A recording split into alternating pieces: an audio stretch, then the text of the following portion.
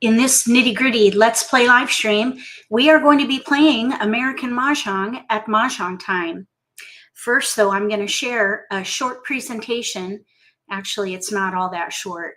It's got a lot of great details. So if you need to write things down, get a pad and a paper, or use your mobile device to do it electronically, save a tree, because I'm going to go into some detail. I'm going to give you practicals first, and then we're going to get into some nitty-gritty details. So you might want to have a way to document your ideas. I'm hoping to inspire you to compete if you don't already. Welcome. Thank you for coming. Hello, hello, Shell, Beverly, Barb, Dana. I also want to give a quick shout out to our moderators. Thank you so much for monitoring the chat tonight. We are going to be in a nitty-gritty format, so we will save the socialization for Friday night. Friday nights from 5 to 6 p.m. Eastern time, we play and hang out and we socialize right before Beat the Pro, which I'm going to be sharing about in a little bit. Hi, Shelby JL, welcome. Okay, so we're going to get into it right away so that we can leave lots of time to play Mahjong. And incidentally, let me go full screen here real quick.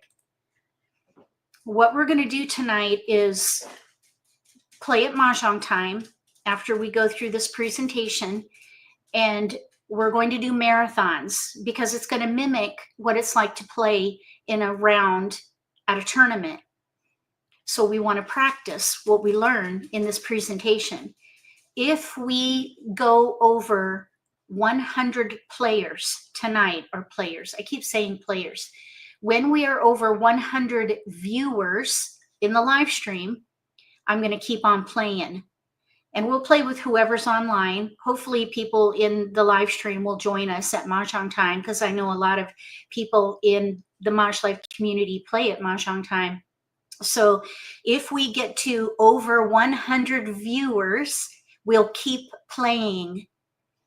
And then when it dips under 100, that's when we'll end the live stream. So we're going to go at least until 9.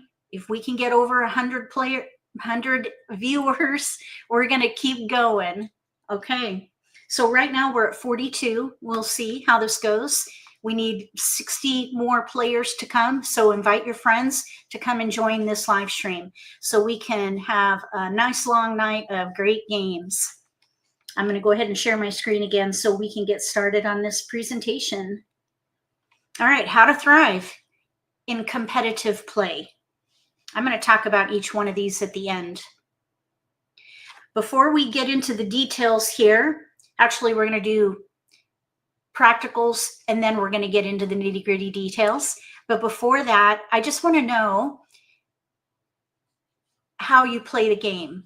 If you play socially, just with friends, hang out, have a good time, and you're lenient with the rules, you play a casual game, and that's totally fine, by the way. Put an S in the live stream chat. If you play competitively, you play in tournaments, put a C. If you play socially and competitively, put an S and a C. So SC, social competitive, put a C if you just play competitively, and then put an S if you just play socially. Beverly plays socially and competitively. We have Joy social, Shell social, Carol social, Tracy social, Judy social and competitive, Ruth social, Carol social, competitive, Karen. So a lot of social players. Okay, lots of social players. So because you're here, you're either a fan, which I love, thank you, or you're thinking about playing competitively.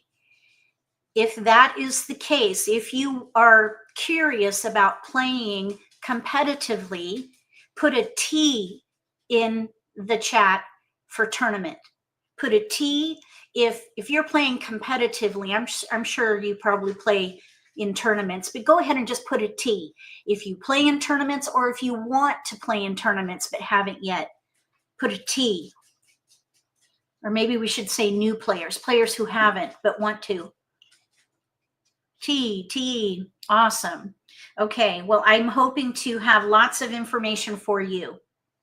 Excellent. Thank you so much for the feedback. You ready to get into these practicals first?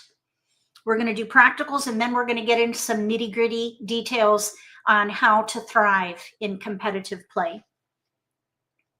The first thing I want to share is luck happens when preparation meets opportunity. Luck happens when preparation meets opportunity. This is a fantastic quote for this topic. This is a quote from a Roman philosopher, Seneca. Let's get into some practicals on how you can apply this to the way you play the game. The first thing you need to do is develop a healthy mindset. And this is where we're going to get into the practicals. Plan ahead. Play often, because as you learn more about the way you play the game, your understanding of the game, when you want to put into practice some new skills or strategies, you've got to play it out. Play it out. Socially, with friends, play with people better than you. And then also practice online, because it's a little different. The focus is a little different when you play online. So just play often, in person and online. Study the rules. You should know the rules of the game well, not house rules.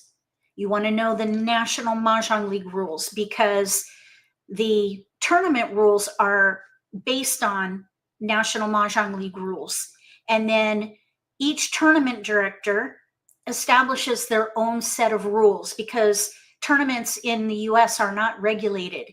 So each director is autonomous. You need to go to the director and ask them for their rules before you play in one of their events. And that way you can study the rules and you're not going to be caught off guard at the table. Because there are some rules that are unique, but most of them are fairly common. I have a wiki article called Tournament Play. If you go to my website, MAHJLIFE.com, and you type in Tournament Play, you'll find a wiki article with some links that you'll find very helpful, including the most popular tournament organizers in the US. So that's something to note for future reference. The next thing you want to do is review the scoring. The scoring might be a little bit different from event to event, so make sure you understand the scoring. Usually the directors will give you a welcome packet with the rules and the scoring. At a minimum, you'll get a scorecard and the scoring as part of that scorecard. So it should be there for you to reference during the event. Play often, study the rules, and review the scoring. This is part of planning ahead. Then you're going to do your best. Control your mindset. The first thing that you should do when you're maybe the night before or on your way to this event, think about an achievable goal. Something that you can focus on and be proud of yourself for achieving, whether you win or lose. One achievable goal that I choose is don't discard the winning tile to anybody. That is difficult on this year's card because every tile is used as a single. So even if you can account for 3 tiles, somebody could still win on that single, but you do your best, and that's the best you can do. You just do your best, in this case, not to discard the winning tile. And we're going to use that in action tonight. So let's see how it goes. We're going to try not to discard the winning tile. That will be our achievable goal when we get to the gameplay with commentary. The next thing that I recommend to help you control your mindset is stay away from the leaderboard. Don't look at the results during the event. Check on it maybe after the event, or just be surprised when they call your name if you're in the winner's circle. And the reason that I recommend this is because when you see where you are in that list, in that leaderboard list, you may be disappointed, and that could put you on tilt. You do not want to play on tilt because it will affect the way you play the game. It will clutter your mind. You'll be beating yourself up. You'll be pushing yourself. You're going to put undue pressure on yourself, and it will affect your game. So I highly recommend that you stay away from the leaderboard. Next, have fun. It's a game. You got to have fun. If you find that you're getting grumpy because maybe you're not doing as well as you expected, that's called going on tilt. So check yourself during the event. Make sure that you're monitoring your emotions so that if you start feeling like you're getting grumpy or depressed or upset with yourself for not doing well, just remind yourself you're there to have fun and probably to learn. So keep the focus positive and monitor your emotions with the goal of just having a good time, soaking up the experience. And then if you achieve that goal, you'll go home a winner regardless of where you place. When I play in a competitive event, I do not expect to be in the winner circle. If I am, that's fantastic. And if I'm not, I'm okay with that because I'm there to have fun. I'm there to learn. I made my achievable goal, hopefully. So control your mindset. Next, when you're playing in the game, conserve your time because you're playing 4 games in 1 round. Typically, in a tournament, you have to play 4 games in 50 minutes. So that breaks down to a 12-minute game. And if you're playing with people who are new to the game, you could have some trouble because they may vacillate. They may be in between and they may get stuck in that paralysis of analysis. To your best ability, to as far as it is concerning you, you want to focus on conserving your time. And if everybody at the table does the same thing, then you should be able to get the games in within the time frame set. Usually 50 minutes, sometimes 55. Those are the 2 standards. When you play, don't vacillate. Don't stay in between 2 categories or in between 2 hands up to a certain point. And we're going to talk about that in a little while. You don't want to vacillate. You want to go with your strongest option. Focus on the strongest option and let the others go. Next, sacrifice, then recover. If you are in between equally, just pick one. If consecutive run is part of the choice, go with consecutive run because it is the most efficient and flexible category on the card. So if you're in between categories and consecutive run is one of them, go for consecutive run.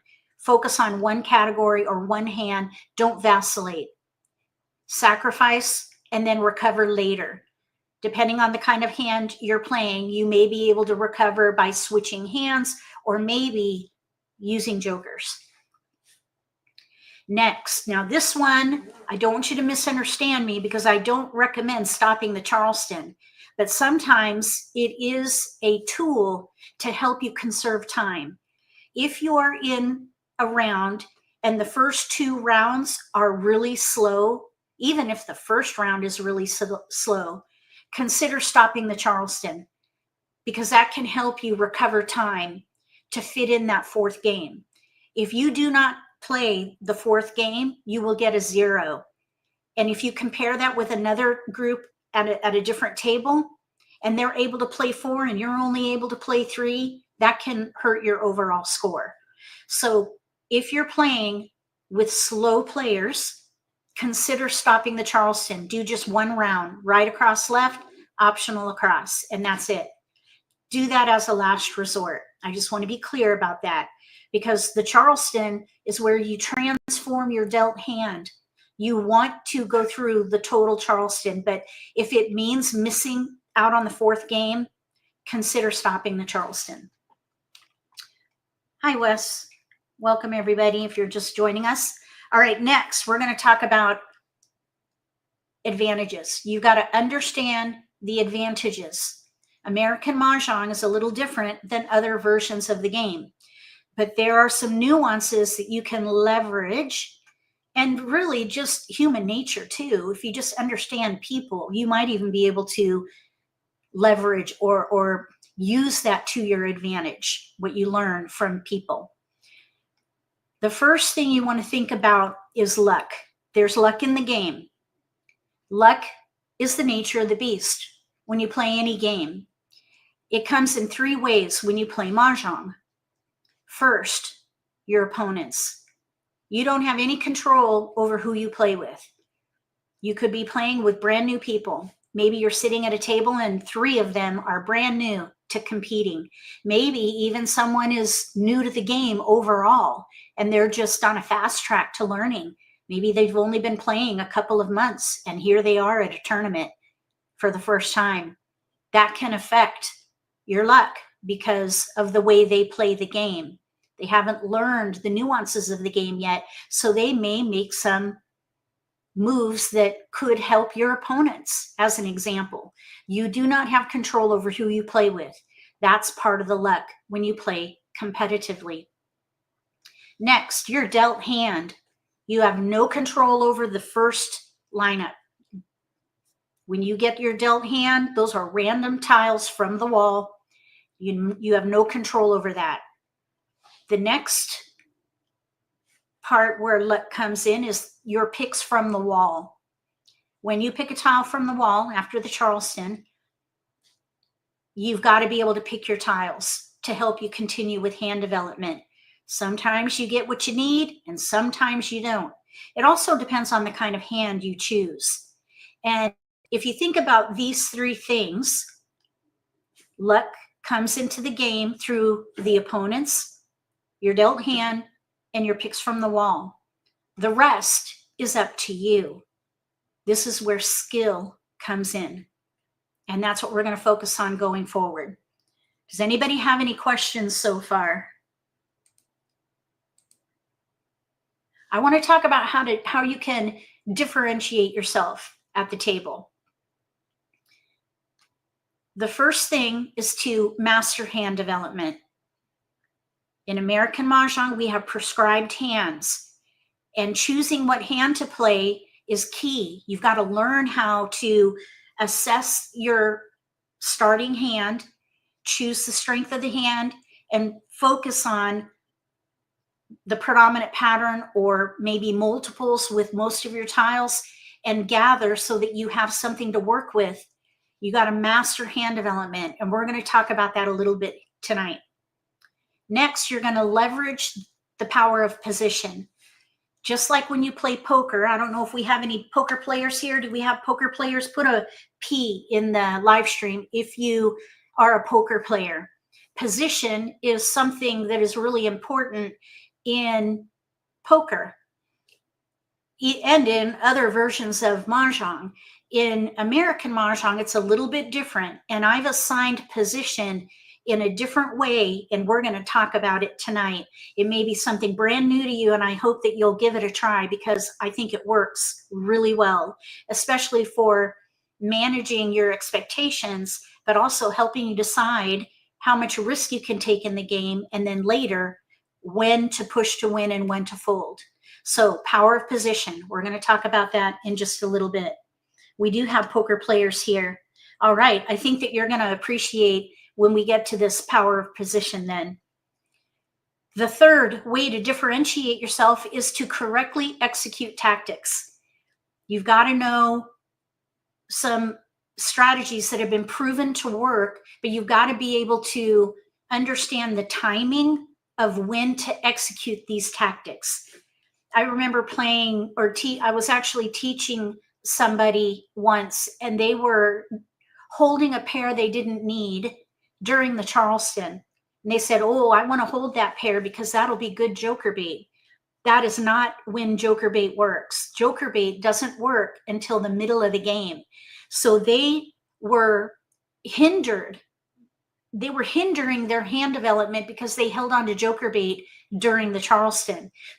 Joker bait is a nice hit or miss tactic, but it's not going to help you during the Charleston. So you should break up that pair so that you have more potential for keepers to help you with your strongest option.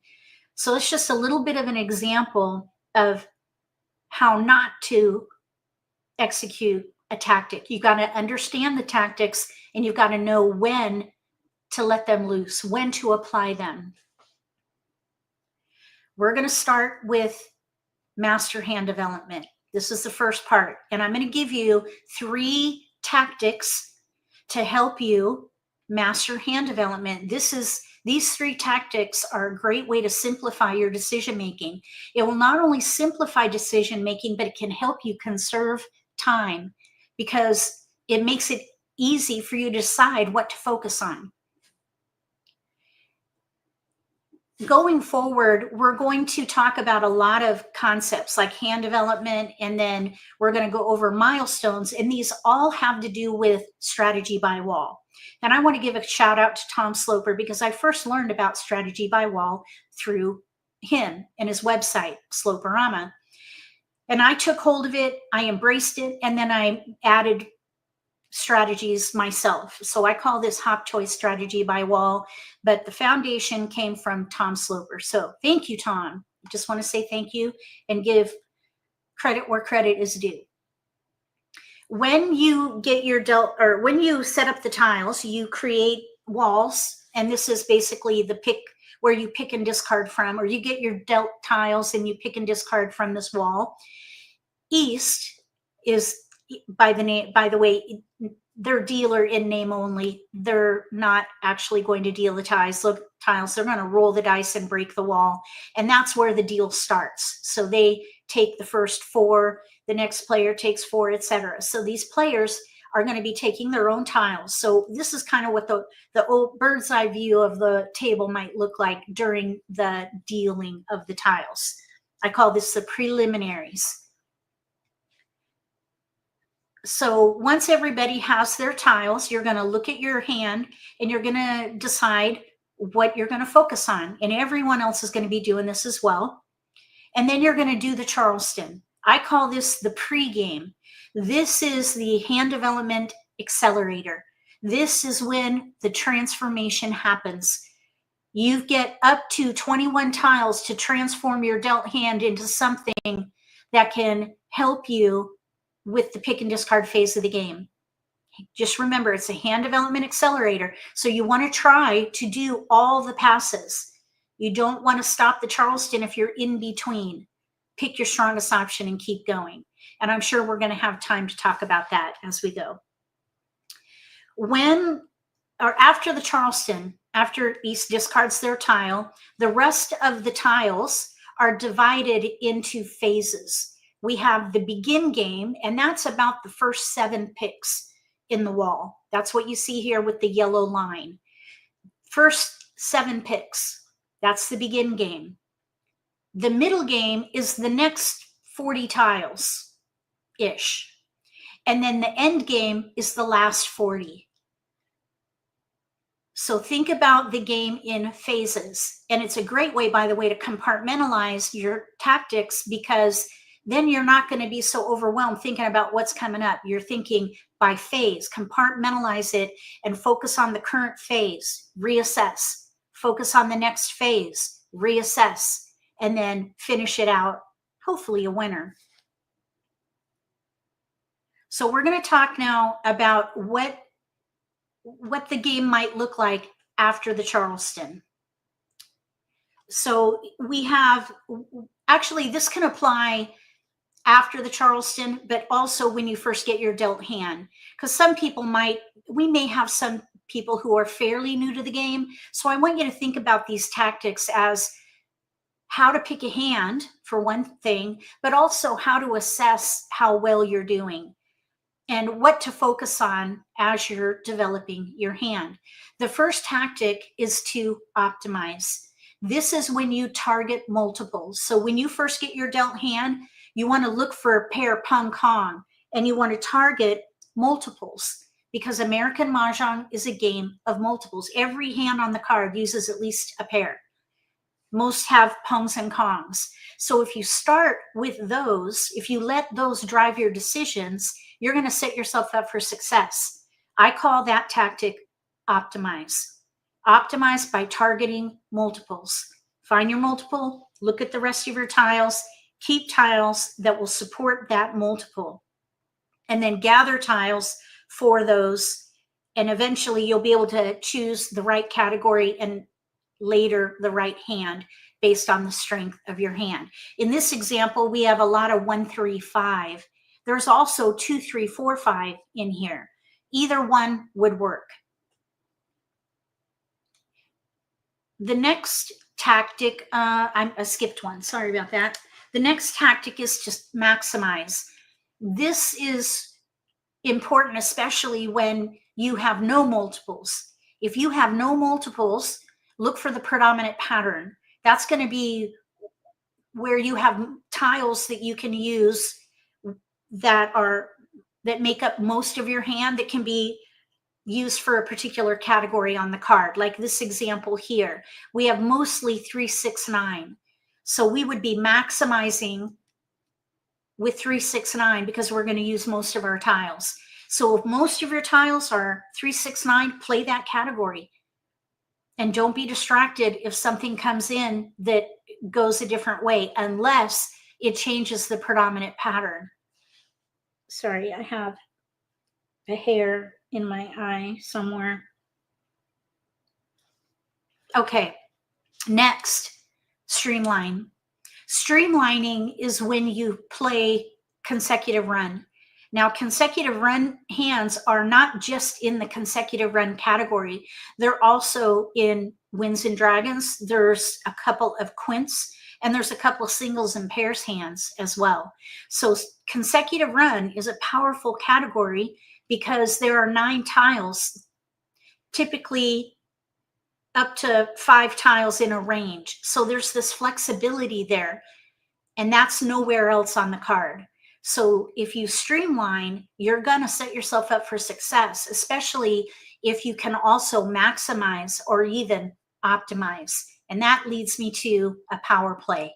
If you can stack these tactics in one hand, use each one of these in the same hand, you've got a power play and a really great chance to optimize your winning potential by the end of the Charleston, especially. Optimize, maximize, and streamline. All 3 if you can. If you are going to be doing 2 of those, that's fine too. You don't have to play consecutive run every hand. I wouldn't advise that. And it probably won't go that way either. You might get wins. You might get dragons or 3, 6, 9 or something like that. You can optimize and maximize. You'll eventually be using 2 of these tactics. But when you start out, always try to optimize first. Maximize by using most of your tiles to support the multiple, which would be optimizing. And if you can streamline, do it, because that would be a power play. Optimize, maximize, streamline. Those are 3 top hand development techniques that you can use to simplify your decision making and also conserve time, because it'll require you to not vacillate. Optimize, maximize, streamline. Now we're going to talk about the power of position. After the Charleston, you're going to do an assessment, and you're going to look at how many discards you have after you see what you've developed. And typically, you're going to at least know what category you're focused on. 1 or 2, you might be in 2 different categories. But if you have multiple options, you probably are going to have more discards than you're hoping for, because by having 2 different options, you're going to have tiles that you're going to end up needing to let go of. So think about what you're focused on and count your discards. If you have more than 4 discards, you're going to likely be an underdog. If you have 4 discards, you're likely going to be a contender for that game. If you have fewer than 4 discards, you are likely a front runner for that game. Underdog, more than 4 discards. Contender, you have maybe 4 discards, and then front runner, fewer than 4. Underdog, contender, front runner. Here's what you do with those positions in mind. As an underdog, you're going to take a low risk approach in the rest of the game until you know what hand you're playing, you have no gaps and few weaknesses. A gap would be if you're playing 3, 6, 9 and you have no 6s. That's a gap. Or maybe you're playing like numbers with news and you have no flowers. That would be a gap. You don't want to have a gap. That is not the ideal way to optimize your winning potential. You're not going to. You're going to be shackling yourself. You could be painting yourself into a corner. It is not ideal to play a hand with a gap. You could even use that to help you make a decision if you're in between. If you are between choices, whether it's categories or a particular hand, if either one of those have gaps, go with the one with no gaps. Let the other option go.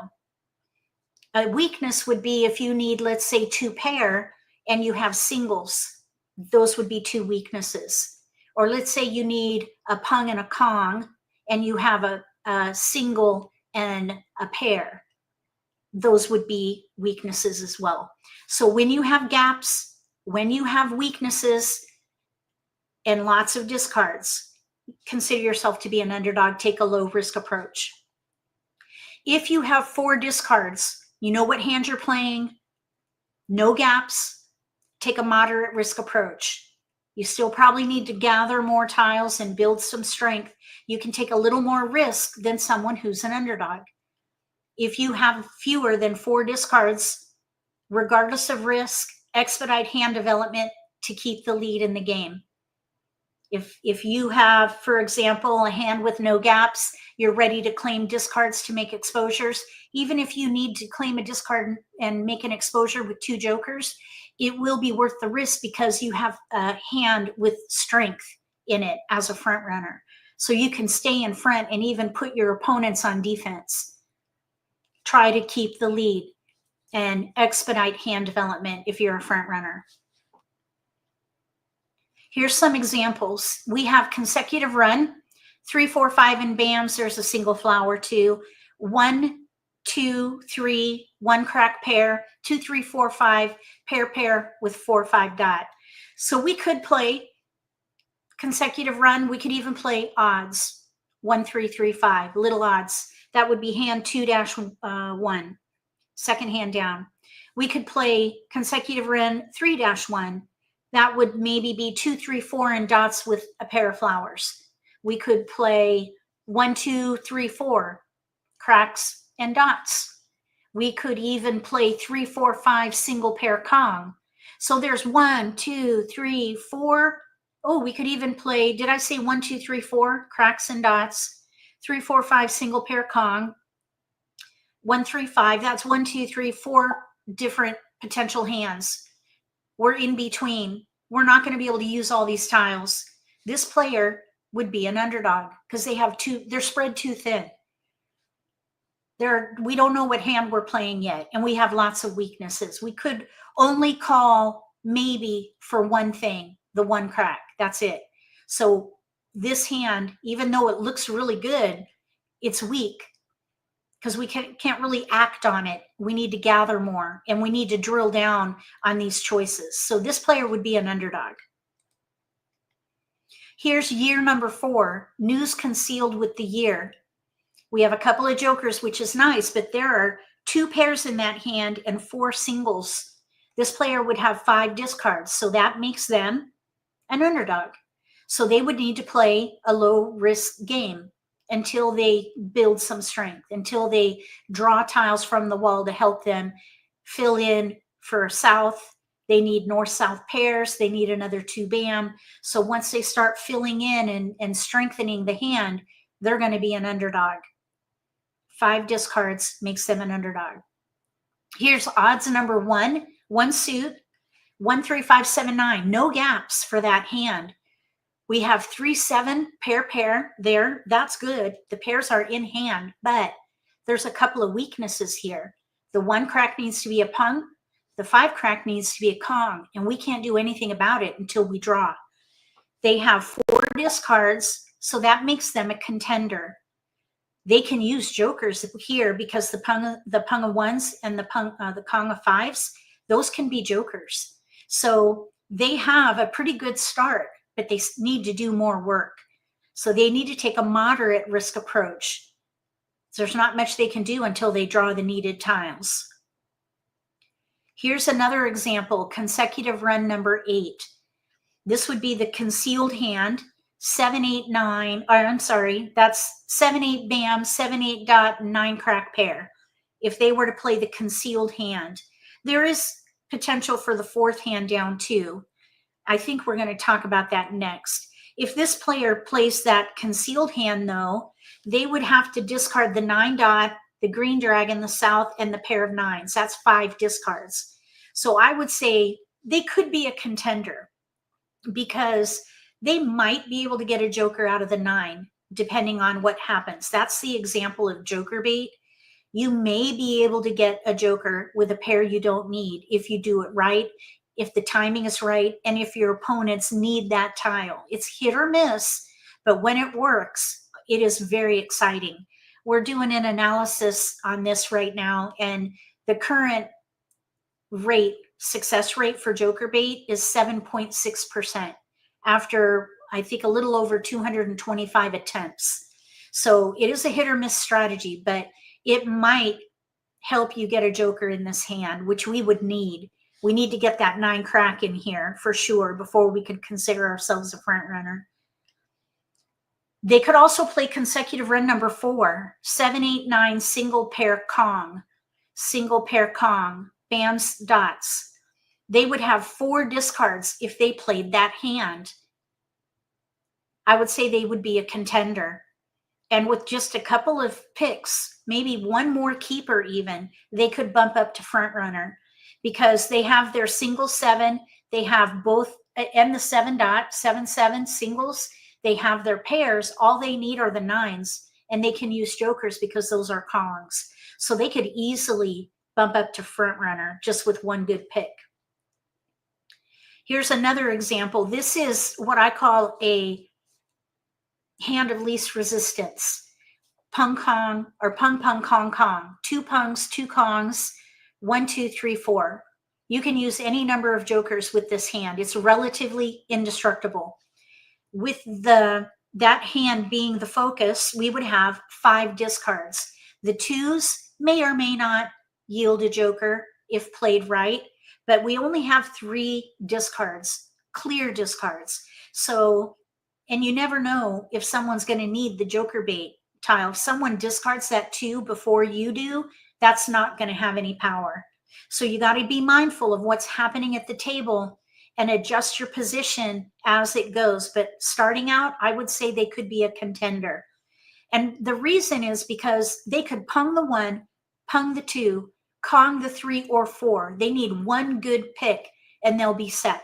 So that's why I would put this player as a contender.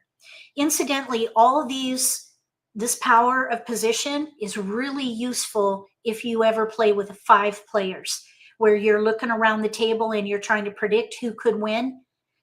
Peg them as an underdog, contender, front runner, and pick the front runners. If there are no front runners, pick the strongest contender and don't pick an underdog. And they shouldn't take any of that personally, by the way. It is what it is sometimes. So here, contender. This one, evens number 2. 2, 4 in cracks, 4, 6 in dots, 8 bam. Second hand down, pair pung, Kong. We're ready to call for every one of these blocks, and we have our pairs. Only 3 discards, so this player is a front runner. If we were at the table playing with 5 people and this was a hand that I saw, this would be my winner compared to contenders or a front or a underdog, let's say.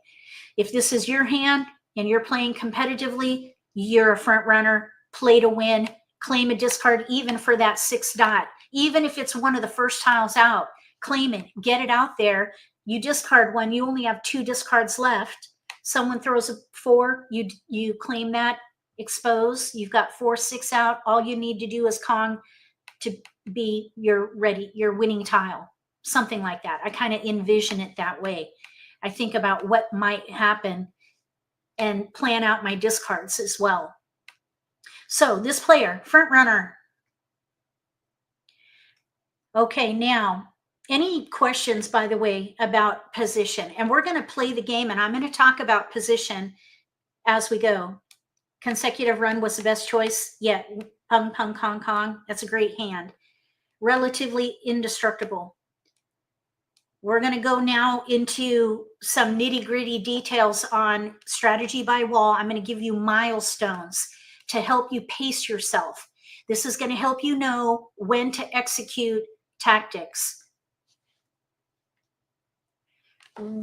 So after East discards the first tile, this is after the Charleston, East discards the first tile, you have that short wall. That's the begin game, the yellow line where you see the arrow. You're going to start at 99 tiles remaining in the game. And just visualize this. If you're playing online, you sometimes will have a counter that you can use. But when you're playing in person, you need to train yourself to visualize a full wall. For the begin game, it's the first 7 picks, and then 40 and 40.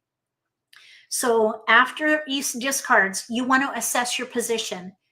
Underdog, contender, front runner. Just remember, if you have more than 4 discards, you're an underdog. If you have 4 discards, you're a contender. And if you have less than 4 discards, fewer than 4 discards, you're a front runner. And then you're going to take the right level of risk based on your position. During the first 7 picks, reassess with significant hand development. You can bump up to front runner if you're a contender and you get a couple of keepers. If you're a contender and you don't have any change in your hand, you might need to reassess and put yourself as an underdog until you gain some strength in your hand. So reassess as you go. At the end of that wall, you want to commit to one category. This is going to help you not vacillate. You don't want to straddle 2 different categories for too long. You want to limit your options so you can focus, have a narrower focus. It's okay to have a big focus and have a couple of categories or even a couple of hands to play, but eventually you need to whittle it down because you would only be delaying the inevitable and you could miss out on some opportunities to continue your hand development. At 81 tiles remaining, commit to a category. Those are the first 2 milestones that you should commit to memory. And these will help you pace yourself in the begin game. After that, those 7 picks are gone. If you have made little to no progress, you're likely going to be an underdog if you still, for example, have too many discards. If you've made some progress, if you've gotten keepers, you could move from underdog to contender. And if you've made great progress, you might be able to move from contender to front runner. So you want to reassess your position, underdog, contender, front runner, and then the level of risk will apply accordingly. Underdog, low risk, contender, moderate risk, front runner, you push regardless of risk. You stay in the lead. The next milestone is when that 3rd wall goes out, a couple of picks in, maybe 2 picks. These are estimates, by the way. So at about 70 tiles remaining, this is the sweet spot for switching your hand if you have to. Let's say maybe you're playing singles and pairs and somebody puts a pung out and destroys your potential for that pair hand. This would be the perfect time to switch because it gives you enough time to focus on another hand, claim discards, and expedite hand development by making exposures. So 70 tiles remaining is the ideal moment to switch your hand if you have to. If you are switching hands after this point, you probably should consider yourself an underdog if your hand gets destroyed and you're switching mid-game. The next milestone is the middle of the 3rd wall. This is the joker bait sweet spot. And this is a couple of picks after as well. So between 60 and 50 tiles remaining is the sweet spot for joker bait. You don't want to wait too long though, because joker bait, by definition, is an unseen tile because you're holding it to coax an exposure with jokers from your opponents. The sweet spot is 50 to 60 tiles remaining. Also, at the 60 tile mark, the middle of the middle wall, this is when you want to make sure you're playing just one hand.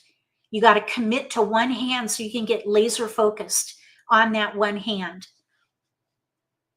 The next milestone is at the end of the 3rd wall. You want to try to be ready to win by the end of the 3rd wall.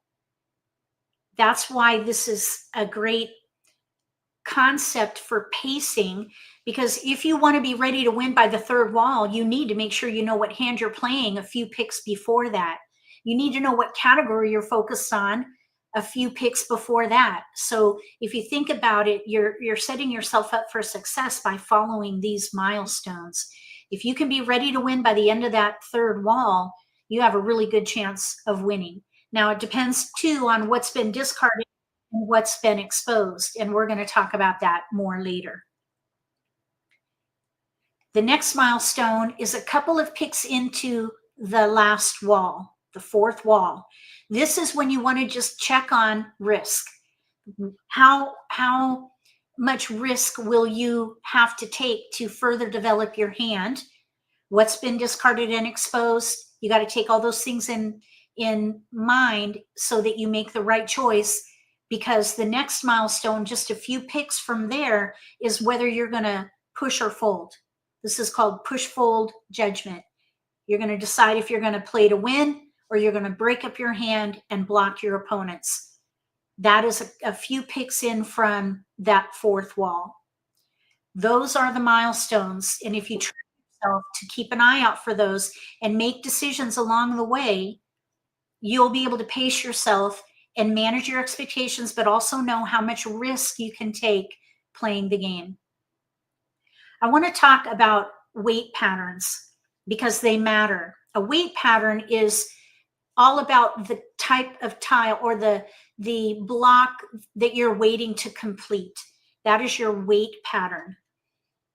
The first one is a single tile. Let's say you're playing news with ones and a pair of flowers. You're waiting for an east. That would be a single weight. The next weight pattern is a pair. Let's say you have news, but you need a flower. You're waiting to complete a pair. After that, let's say multiple. Multiple weight would be, let's say you're waiting for one of the like numbers. You have everything else in your hand. Maybe you have an exposure and you're waiting for one tile to complete a Kong. That would be a multiple weight.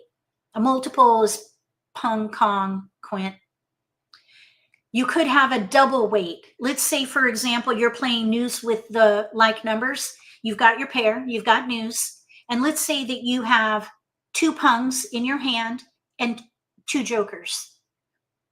You're waiting for either one of those tiles to come in. That's a double weight. So when you have two multiples where you have enough jokers to where you can call either one, that's a double weight. Then you have a similar situation with three multiples, waiting for any one of three tiles. And then finally, the quad weight, any one of four tiles. That's going to require four big multiples in your hand. For example, the concealed consecutive hand, there are four pungs there. If you have jokers and a couple of pairs through there, maybe a pung, you could end up, or let's say jokers and all pairs, you could end up with a quad weight. The idea about these weights is that they have a level of strength. Towards the single side, it's weak. On the quad side, it's strong. Single, pair, weak. Multiples a little stronger. Double, triple, stronger yet. And then the quad is the strongest. So you want to look for opportunities to increase the strength of your weight by the choice of hand. The choice of the hand is going to determine your ability to have a strong weight. And that can help you at the right time earlier in the game to pick the right kind of hand. When you look at your weight, you're ready to win, you could bump your position a little bit. So if your weight is strong, you could bump up. Let's say, for example, you think you're an underdog, but you have a double weight. You could put yourself as a contender instead and take more risk. Now, let's say, though, that you are a front runner and you have a pair weight. You should bump down to maybe contender and not take as much risk. So think about your weight and the level of strength there so that you can adjust your position and your decision making on how much risk you can take. And that leads us to this, the risk assessment matrix. This is something you want to commit to memory. On the left, we have likelihood. On the top, we have impact. With likelihood, we have improbable, which is risk unlikely to occur, possible, risk likely to occur, probable, risk most likely to occur, improbable, possible, probable. So when you pick a tile, you need to think about what is the likelihood of this being a risky tile based on what you see discarded and the exposures. And then you think about the impact it's going to create when you discard it. If your opponents have no discards and you discard a tile that could be possibly risky, that's going to have an acceptable impact because it's hard for you to know what they're playing. But the more exposure somebody has, it's going to create a bigger impact. So with one exposure, that would be a tolerable weight. With two exposures, unacceptable. And then with three exposures, intolerable. Train yourself to look at the number of exposures your opponent has and think about the impact of you discarding a risky tile. If you have an improbable or possible risky tile where no one has exposures, that's going to be low impact. And then it increases where you have more risky tiles and players with exposures. You want to stay away from the medium, high, and extreme. You want to stay in the low impact if you can. So think about this risk assessment matrix. You can download this, by the way, on my website through the wiki. Just search for weight patterns matter, and you'll find this, and you can download it, as well as that chart for weight patterns. When you are at the point where you have to decide if you're going to discard something risky, regardless of the impact, let's say you think, okay, I need to figure out, am I going to play to win or am I going to fold? This is what we're going to talk about as the last topic. And then we're going to play it out and I'll demonstrate all these concepts. If you think your winning tile is in the wall, or maybe one of your opponents will discard it, push. Discard the riskiest tile first, because the longer you hold on to a risky tile, the more risky it's going to get.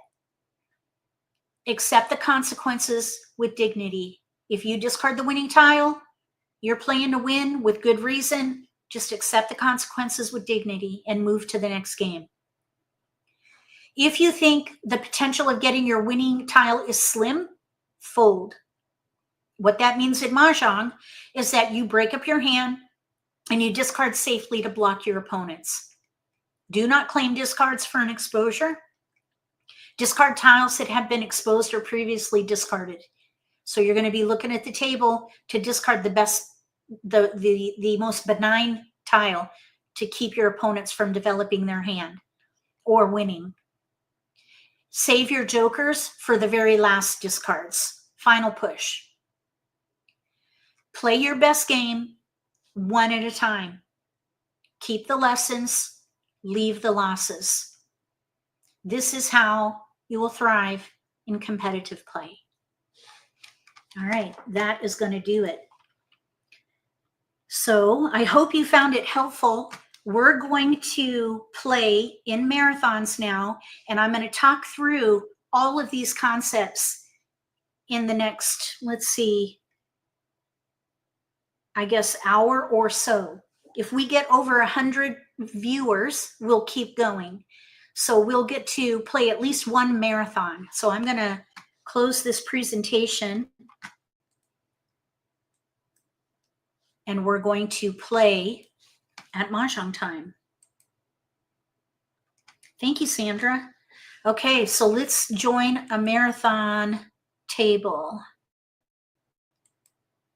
I don't really understand what these names are all about, but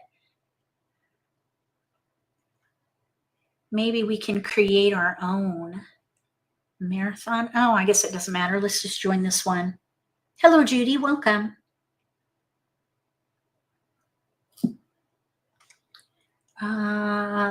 Is that a quick Mahjong? New Year marathon. We want to play a marathon because this will feel like a round in a tournament. It's fast moving, so prepare yourself. Okay, this is good. We have 2 black belts at the table. I'm familiar with two of those players. All right, here we go. Are you ready? So I'm going to talk through all those things that we just talked about. Hand development tactics, power of position. We're going to talk about the milestones and push-pull judgment, all those things together in a demonstration now. So we have a wide spread. This is where we need to maximize. So we're going to look at our tiles and we're going to hold as many as we can and choose the best category for most of our tiles. I see 2 7s in here. So 7s are big tiles. So I would hold 7, 8, 9. 7, 8, 9 of some kind. So let's pass 1, 2, 4 or 2, 2, 4. I don't want to be left with like numbers of 2s. Hi, Joe. Welcome. Well, Sandra, you wait and see, because I don't think it's going to be awful when we get through the Charleston. We got a keeper in there. We're playing some kind of 6, 7, 8, 9. Now, we have like numbers with 2s and 1s, so we would need to let something go here. We have 6, 7, 8, 9 in one suit, a 7 dot and a 9 crack. I think what I would do here is let the 9 crack go so we can stay more towards the middle of the run, 6, 7, 8. So we are currently maximized and streamlined. Now we have a multiple, the 6 bam. So we can optimize, maximize, and streamline. We've got a power play now. And we have 3 tiles to pass. We're keeping tiles 6 through 9. We're not going to pick a hand. We're not even going to look at the card. You don't need to look at the card until you run out of discards. This is another way to conserve time. Don't figure out what hand you're playing when you have discards. The only time you need to pick a hand during the Charleston is when you don't have enough tiles to pass. You have all keepers. Right now, we don't. So now, look, someone gave us a flower and a 7. So now we have a new multiple. We have 2 new multiples, actually. Pair flowers, 7 bam, 6 bam. Yes, we want to continue. So with 6, 7 in bams and flowers, I'd play 3rd hand down. And we have to pick a hand because we're running out of discards now. We need to be able to pass defensively here. So we're going to play the 3rd hand down under consecutive run. 6, 7, 8, consecutive run. 3rd hand down. Another flower. Wow, I'm surprised. Okay, so now we have to make some choices here. This is a tough choice because I don't want to pass 2 like numbers. We have 6, 7, 8. We could maybe even play the 1st quint. Who knows? I think I would pass the flower here. We only need a pair. That's a tough one because we got like numbers. Like numbers is almost as risky as passing a pair, in my opinion.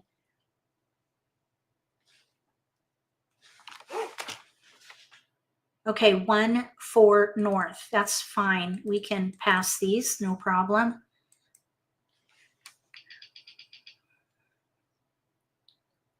Somebody's passing blind across from us. That's a red flag.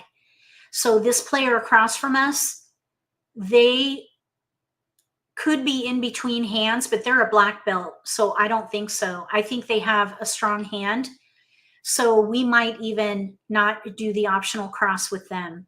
All right, here now we have an option tile, 5 bam. So we have 5, 6, 7, 8. We have 3 discards.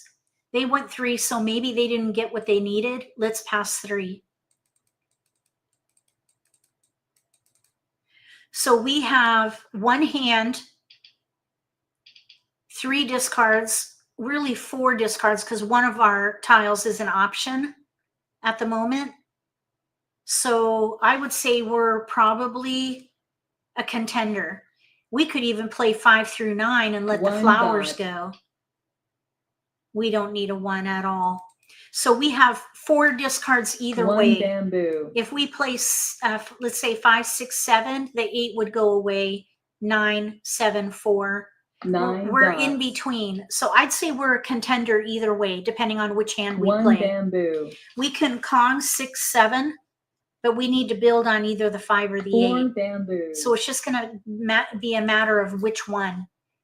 West wind. As far as would I play the 5 through 9 and let the flowers go? Maybe. We should wait and see what goes 9 down. bamboos. I would wait.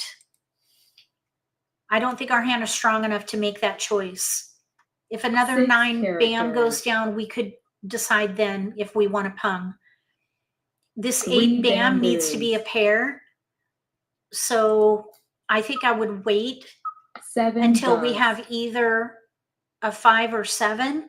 It's okay to be North waiting wind. on a pair. It's not ideal because that's a weak weight. This is where that weight patterns matter comes in. If we play 5 dots. 6, 7, 8, we can use jokers because we have our pair. We would have a stronger weight. 1 We would have a character. multiple weight in that case. So the third West hand down wind. would give us a stronger weight than if we played the first hand, 5 through 9, because we need a pair. 5 bamboos. Watch discards 5 bam. Okay, we're going to pass. Watch discards carefully and see what others are discarding and gathering. 6 Yes. dots. Okay, so 5 bam went down. I would still keep it because we could still maybe play that 3 bamboos. the first hand. We're waiting to see what we get. Now I would commit 3 maybe dots. to, let's see, 6, 7, 5. We can 6 pung. dots. We're set with the 5 through 9 hand actually. North wind. And we still don't have our pair though. If we were to play the Kong hand, we would need one good pick for the 6 9 bam. dots. Let's just see what we get. We still have one discard before we have to pick a hand. East wind. So let's just wait and see what goes down. We may have 8 to make dots. a choice if the 5, 7, 9 go down. 5 bamboos. Okay, let's go ahead and pung. We're at Pung. 76 tiles, so we need to make a decision soon. Flower. The 60 mark, 60 tiles remaining, that's where you need to make sure you know what hand you're playing. 5 And we're ahead of the dots. game. So we're ahead of the pace right now. Green We dragon. need to pung the 9, Kong the 7, and then the 8 bam. I would love to draw the 8 bam because that could 3 put us at bamboos. a pair weight, which is not ideal. Flower. But this is more executable, I think, with this one. So let's just see. 3 dots. Nobody wanted the 9 bam, so we should see that come down. The Green 8 bam, dragon. there's a hesitation on the green dragon, which is a corresponding suit. So we want to think about 8 that. bamboos. Oh, that's our pair tile. And a hesitation, by the way. So somebody 2 has an 8 bamboos. bam. That hesitation right there means somebody has an Kong. 8 bam. With a Kong 2, 8 characters. they could be playing 2, 4, 6, 8. They have a Kong of 2s and they discarded an 8. I'm thinking maybe they're playing 2, 8 with 4, 6. They could 1 have dot. they could have our 8 bam. So what I 5 would consider characters. here is switching to 6, 7, 8 or 5, 6, 7, 8 pung pung Kong Kong. 1 bamboo. Because then we can use jokers for the 8 if they happen to be playing that 5 hand. bamboos. Okay, they got a joker. Yeah, I was just talking about that, Karen. Okay, so they're playing a year hand. I was just thinking we could switch to pung pung Kong Kong. But they weren't playing that like number hand. They were playing a year hand. All right, let's get going. Next game. They self-picked that one. Okay, we've got 2 jokers. We have 3 flowers and 2 pair.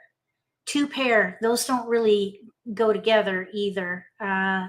So I would consider playing a quint, actually. Let's see, 2, you know what we could do? Let's see, 2, 8. With 3 flowers, I would definitely focus on a flower hand. Let's see, 2 crack pair, 2, 3, 4. We can't keep it all. 2, 3, 4, 5. Let's let the 5 go. Let's think about that first quint. If we get a dragon, we can maybe think about the 4th quint. Okay, we have a 1, 2, 3 now. 1, 2, 3, 6 can go, 8 can go. So now we have to make a choice. Well, our pairs with the 2, I want to leverage that 2.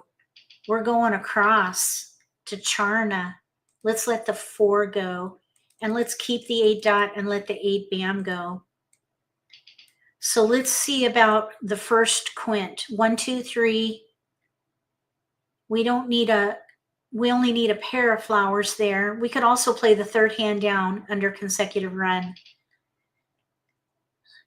If we played that quint chow hand, we would need 4s in different suits. We don't have that. Let's just hold that 4 and pass east 8, 6. We did have a little bit of 2, 4, 6, 8, but I want to play a hand that uses these flowers. Let's see, 4 flowers. If we get 2s, we might be able to switch to like numbers with 2s.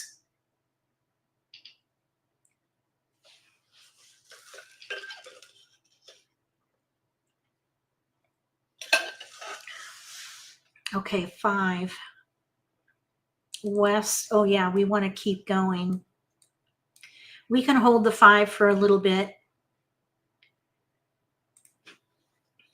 2, 3, 4, 5, 5. We have a gap, no 5 bam, so that is not ideal. But that's what Karen was just talking about. We can hold it. We have a little bit of wiggle room. Was playing today when Charna, who won, got the big ear hand. Cool. Okay, Sandra says why. Can you elaborate? We're talking about a few things here, so I'm not sure what you're asking about, Sandra. Can you elaborate in the live stream chat? Why not 5 dot? We need a 5 bam in here. This hand is trending unexpectedly. Here's a 2 bam though. So because we have a 2 crack pair, I would let the 5 dot go. I would not pass 2 5s though. I want to try to leverage these flowers. Let's see. 2, 3, 4, 5. We don't have a 5. 1, 2, 3, 2, 3, 1. Let's let the 1 go. Let's let the 1 go and see what happens. Because we could play like numbers with 2s and 4 flowers. We could also do 2, 3, 4, 5. Here's a 2 bam. So I think that like numbers is going to be the way to go here. So let's let one of the chow tiles go. I'm thinking like numbers with 2s.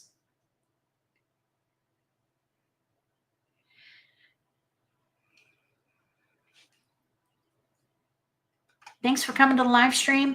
I see you here. We have 57 viewers. If we get over 100, we'll keep playing. So tell your friends to come hang out with us.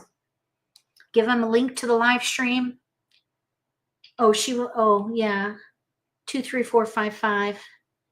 I was considering it, but we have a gap. No 5 bam.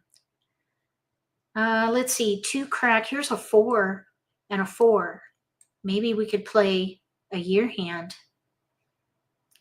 2, 4. Let's pass 2.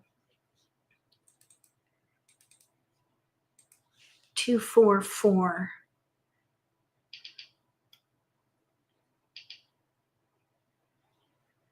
We're in between like numbers with 2s and a year hand.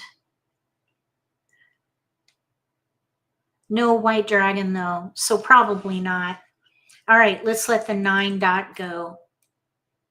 9 Hello, Misty, dots. welcome.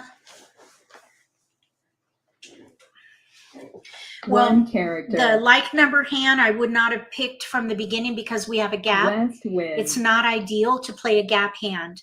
So we could pung and Kong, but we're missing a 2 dot. 9 characters. So we need a Kong of 2 dots, which is, it's not ideal. 5 dots. It is not ideal. We could define this as a 2 if we are going to be playing 6 characters. like numbers with 2s. We need to Kong. Green dragon. So maybe what we could do is Kong one of these twos. 8 dots. Yeah, I don't know. Let's just wait and see. Okay, now there's a 4. 1 bamboo. 2, 4. Let's 4 just wait and see. characters. We're going to pass. Well, thankfully we didn't give up any twos. We kept 7 them. dots. So we gave a quint a try. We were thinking about the quint chow hand, and we ended 9 up with dots. like numbers. So if we could get a 2 in here, that'd be awesome. 1 dot. You're welcome, Sandra. Thank you. So we're ready to pung and Kong. 6 We dots. need a 2 dot or more jokers. Let's see. 1 dot. I think what I would do is maybe keep one of each 4. 5 bamboos. In case we get a white dragon. We could potentially switch to the second year hand. 1 bamboo. That's true. That's a good point, Sandra. 7 dots. Everybody plays a little differently.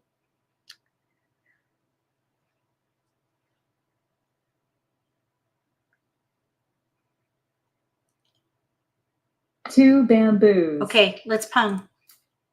Pung. We are playing a gap hand, so we've got to take a 3 moderate risk characters. approach. We're playing a hand of least resistance, and we have joker bait. No 4 bams are out yet. 3 bamboos. We want to try to get to 60 tiles remaining, between 60 and 50. So we're going to try to hold on to this 4. 2 dots. Oh, okay. Let's pung.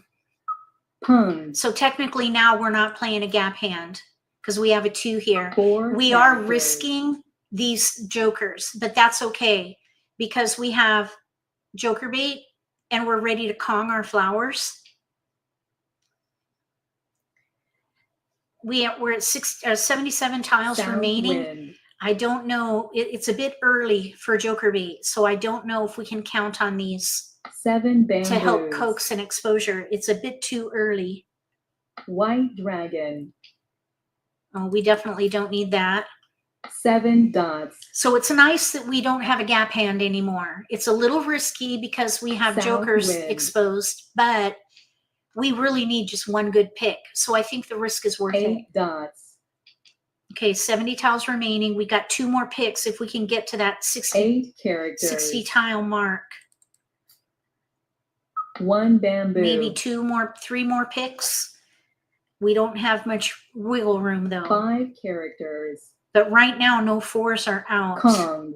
With 2 pungs of 2s, 1 dot. the only hand we could be playing is what we're doing. Red dragon. East wind. Looks like, yep, somebody's playing a wind hand. Maybe news or east and west. 8 dots. I guess there's 2 souths out. 6 characters. 1 character. Okay, we need a keeper. That'll do. 4 bamboos. Okay, 4 bam, 62 tiles. So joker bait didn't work. So now we're probably at 7.5% White success dragon. rate. All right, so we're looking for, let's 5 see. characters. Oh, they just got a joker. 6 bamboos. Both of these 2s are open. That would be really nice if we can get ready here. We're at the midpoint now. 3 dots. This is where you want to know what hand you're playing. 5 dot, 1 is out. Let's throw that. 5 dots. Kong. Oh yeah, I definitely am 4 glad we let that bamboos. go. So they're playing news with 5s. 5 bamboos. Red dragon. Oh, 1 is out. 2 are out. Okay. 57 Red tiles dragon. remaining. We're coming up to the point where you want to start holding safe discards at around 50. 6 dots. Let's say 50 tiles remaining. You want to start holding safe discards. We're still a White pick away from dragon. there. But we have a 4 bam and 2 are out. So that should North be a good wind. discard going into the end game. There we go. 4 bamboos. So now we're ready on a 2 crack, and everybody knows what we're playing. There's only one hand we could be playing here. So we're going to see who's playing to win. 7 dots. If someone throws a 2 crack, we could win with a joker too, of course. 9 bamboos. Which would be nice. 2 dot, 5 dot. 6 dots. We started out playing a gap hand. 8 characters. But this is a hand of least resistance, and we happen to have the jokers to help us 2 with dots. this. Oh, they didn't take it. They need 7 flowers bamboos. and news. Yeah, they're waiting on a, oh, goodness. 8 characters. South wind. Uh-oh. Mahjong. Ah, our player on the left got it. Oh, they're playing 3, 4, 5 single pair Kong over there. All right, third game. So now this is where the mindset comes in. We have not won yet, and that's okay. We're doing the best we can. Play your best game one at a time, and don't take the losses with you. So technically we haven't lost because we didn't throw any winning tile or anything. So we don't want to take this negative score personally. We're doing the best we can, one game at a time. Play your best game, one game at a time, and feel good about it. So we have a pair 9. That's what we should focus on right there. That's optimizing. We have a pair of East. Pair East, pair 9, I would look for maybe that second quint. Let's let the 1 go. Let's let a 4 go. Actually, let's let the 5 go and the dragon. So I'm thinking second quint, and that is my signature move. If you're new to my channel and you don't know how I play the game, I will go for a quint without jokers. That's my signature move. That second quint, you can use any number of jokers in there, and eventually we'll get some. That's the way I like to look at it. All right, so we have we have 2 2s, 2 2s, 2 3 4s, northeast pair. So we have options with wins. Let's let the 1 go, the 2 and the 3. Let's keep like numbers with 4s.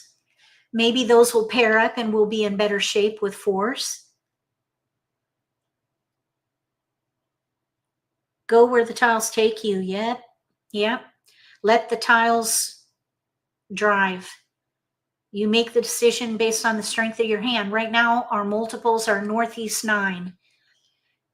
So I wouldn't pick a hand yet, because we could switch. For example, if we get west-south, we could switch to 4s with news. Okay, so here's another 9, 6, 5, 9, 6, 5. All right, still no other multiple though. So we want to think about that. We've got options with wins. We have 6, 9, 9, 2 9s, 3 4s. So let's pass 2, 6, 5. 2, 6, 5. We want to be smart here though. If we're going to play a quint, we won't be able to use the 9, but we could also maybe play news concealed with 9s. So I don't want to pass 4, 5 in one suit though. So we're going to keep that 4 dot. Really, that 4 dot is not going to be helpful. All right, now we have a 6, 8, 9, 6, 8, 9, 4. So let's let the 5, oh, here we go. Yes, we want to keep going. It seems like the 4s are not coming in. The 6 bam, this is the second 6 bam. I'm thinking the 6 bam might come back. So let's pass 5, 4, and the 8. Let's do one of each suit though here and keep the 4. 5, 4, 8. Actually, oh, no, that's fine. This 4 dot is not useful at all to us if we're playing that offsuit quint. I call that a misfit quint. Oh my gosh, we got dragons. 3, 6, 9 coming in a bit. Let's pass the 4, the red. I would not pass 2 dragons. And then we can maybe, oh no, I would not pass like numbers either. Let's see. Let's let the 6 bam go. We're going to be probably an underdog on this one if we don't get some keepers. 9 bam. The 6 bam did come, but here's the 9 bam. Let's just keep that 6. It still might come back. 3, crack, white. Let's let the white dragon go. Okay, so we have 9 dot pair pair. South came in. All right, I would consider playing news with 9s, and that would leave us with 5 discards. Let's commit to that and pass fully. So let's pass 4, 6 east.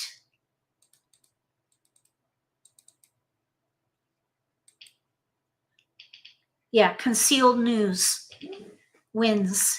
Concealed wins. We need a west, but that's okay. There are 4. We have 3 multiples, 5 discards, so we're going to be an underdog unless we get a keeper here. Here's a red flag. These players are passing 1 tile. Okay, so yes, we have 5 discards, so that makes us an underdog. We're playing a concealed hand, so we focus on gathering. 4 characters. We're going to keep an eye on discards. We need a west. That's our vulnerability. 8 dots. We're vulnerable with the west.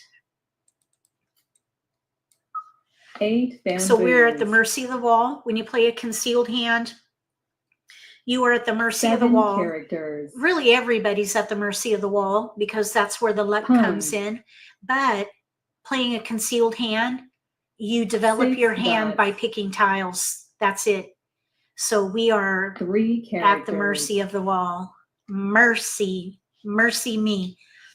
Yes, mercy. Okay. 6 bam is out, so let's let that go. 6 bamboos. We're playing news with 9s. Last hand under wins. This is 4 concealed, dots. which is a little risky playing a concealed hand because our black belt across from us is playing exposable hands. So we're playing East wind. a more difficult hand here. We need keepers. We're at 90 tiles remaining. 8 is out. So 8 dots. if we can get 2 keepers before we get to 80 tiles, 8 bamboos. then we could maybe consider ourselves a front runner. 2 characters. If we can get 2 keepers in the next, each pick, if we can get a keeper out of each pick 8 bamboos. of the next 2 picks, oh shoot, no. Yeah, we're an underdog. We only get 1 more pick in that begin game. So we're going to be an underdog here. West wind. That's our tile. Single. Nobody wanted it. That's East wind. That's the silver lining. West wind. If we get flowers, here's a north. That's a keeper. 4 bamboos. So look what happened here. We got a keeper. We have 4 South discards. wind. I would say we could consider ourselves a contender here, but it's 3 pretty dots. tight because a south is out, a west is out. 4 dots. Let's just see, but we have 4 discards. And that is the 8 characters. indicator of being a contender with knowing what hand you're playing. And I would not call this a gap hand. Kong. We have news represented. We have a 6 weakness dots. because we're missing the west, but it's not technically a gap. East-west 3 is dots. represented with the east. Okay, let's see. 2 6s are out. 6 dots. Okay, now our opponent across from us has a 7 crack, 8 4 crack bamboos. Kong. So they are doing pong pong Kong Kong in 7 one characters. suit. They got their joker. Flower. So they're playing 5 6 or either 6 7 8 9 or 8 5 dots. 6 7 8 9. We don't want to hold this. 9 characters. I'm hoping they're not ready. Kong. Okay, they weren't ready, but now we're going to be on 7 a defense bamboos. now. They just need a 6 crack. They had a pretty good Charleston there. Hung. We need a different player to win. 5 dots. Me. Oh, are you kidding me right now? Look what we just drew.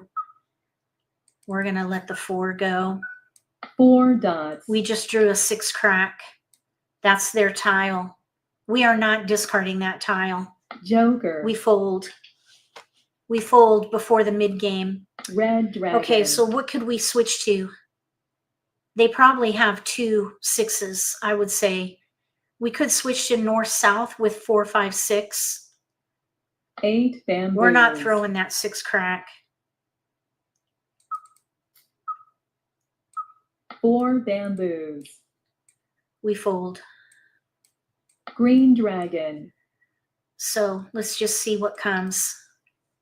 North-south Kong with 4, 5, 6. West wind. Let's see. There's a 1, 4 crack is out. 5 dots. All right, let's just see what happens. Let's let the 5 go. 5 dots. Oh, that's painful. North wind. Yeah, no, we're not doing anything here. I think we have a very slim chance because they probably have the 6s. 6 bamboos. I think we should just fold. White dragon. I am not going to discard a 6 3 crack dots. because that is going to be their winning tile, and this would be an intolerable impact. We do not want to 1 discard character. a 6 crack. No way. 2 characters. Yeah, we're folding because of this 6 crack right here. That's what they need to win. And they already won a game. White dragon. 1 dot. Somebody threw a joker. Huh.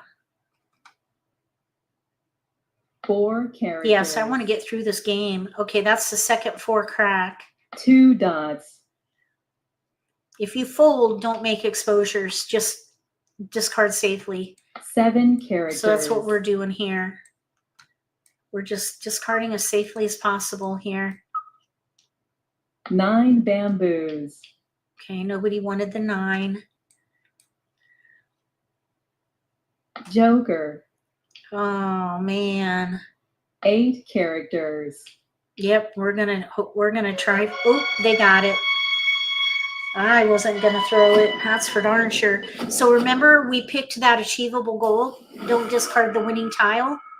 We're in the 4th game now, and we haven't done that yet. And we're staying away from the leaderboard. Don't look at the score. Just play your best game. That's how you keep a clear mindset, healthy mindset. Play your best game. We have another, we have a pair of 8s. So we're going to target the multiple 8 bam pair. That's optimizing. We're going to optimize 7, 8, 5, 6, 7, 8. If I'm in mixed suits, I choose 4 numbers in a range around the multiple. So 6, 7, 5, 6, 7, 8, or 6, 7, 8, 9. And that leaves us with 4 discards at the moment. We're playing some kind of consecutive run, and we're not going to pick a hand. So we are optimized, maximized, and streamlined. Power play right here. So we're targeting the 8. The 8 bam is driving the hand. So whatever we are looking for to gather is going to support that 8 bam pair. Okay, now we have a 5 crack pair and a 6 dot. 5, 6 crack. 5, 6, 7, 8. So the 9s can go. So here's 5, 6, 7, 8, pung, pung, kong, kong. We also have 5 crack, 6 dot, 7 bam, mixed suit kongs as another option. So let's just see how this goes. We're targeting, we have 3 multiples in here. We just got 5, 6 there. Let's see what we can do with that. 5, 6. We have 2 clear discards. This is when you pick a hand because now we only have 2 discards. Everything else is a potential keeper. 5, 6, 7, 8, pung, pung, kong, kong. 5 crack, 6 crack. I would probably focus there. So I would probably, let's see, 5, 6, 6. I think I would break up the Let's see, 5, 6, 5, 6, 8. Let's let the 5 bam go.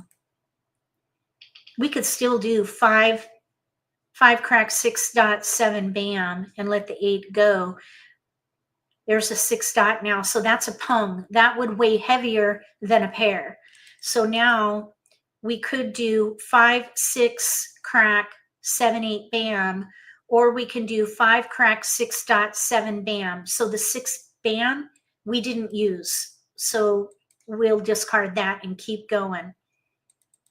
So we have 2 hands that we could play at the moment: 5, 6 crack 7, 8 bam, or 5 crack 6 dot 7 bam.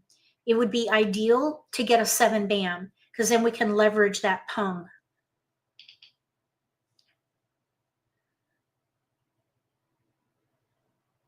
I think if we get the 7 bam, I would go with the mixed suit Kong hand. Okay, we did get a 9, 8, 8, 9, 8 west. So there's a clear discard there. I think the 9 can go, and I think this 8 can go. It's a little bit risky here. So 5 crack 6 dot 7 bam, joker bait with the 8. No keepers. We can pass these just fine.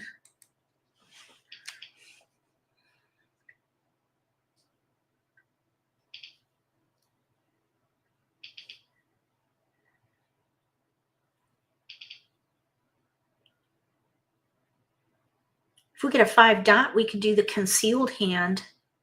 5, 6, 5, 6, 7. I like that hand. We have 3 discards. We're going to our winner over there. East green 1. I think that's fine. I'm hesitant to pass because she's won 2 games. I don't want to help her, but I also want to get keepers for ourselves. It'd be really nice to get a 5 crack 7 bam in here. We got a 5 bam.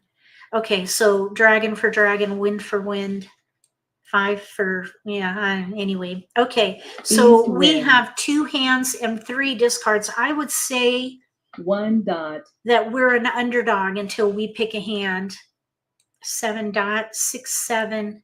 West can go. West wins. So we have all 5, 6, 7, 8, but that, except for that red dragon there. Kong. 6, 7 dot, 5, 6, 6, 7, 5 9 bam. dots. That is a discard, that 5 bam. Let's White see, dragon. 5, 6, 7, 8 we have, or 5 crack 6 dot 7 bam, joker bait. 9 So we have probably 5 discards at the moment. 1 character. What about a quint? Which quint would you play? I don't think I would consider 8 characters. I would not consider a quint here. 6 bamboos. Yeah, no wind. That's a big gap. That's a Kong gap. I would play a little gap, but not a Kong gap. 1 dot.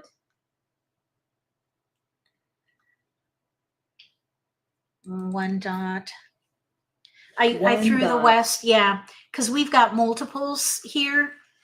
I was not thinking about the quint. I suppose we could have tried for it. 6 characters. But I was focused on 3rd hand down or pung, pung, Kong, Kong. We have a hand with no gaps, so let's Kong. Kong. All right, let's let the dragon go. So Red we made dragon. a choice. We're at 87 tiles remaining. Oops, that's a keeper. 2 dots. So we have 3 discards in joker bait. That's 5 discards. So we're probably an underdog until we get another keeper in 7 here. dots.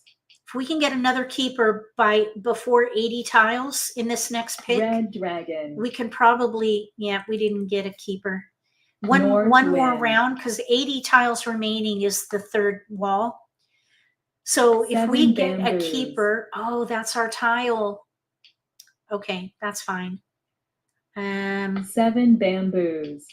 Oh, no. We can use jokers for this, so that's unfortunate, but let's just see what 8 happens. characters. At this point, I would love to get a 4 bam. East wind. Let's see. So with a 6 dot Kong, we could consider keeping the 6 crack. 2 dots.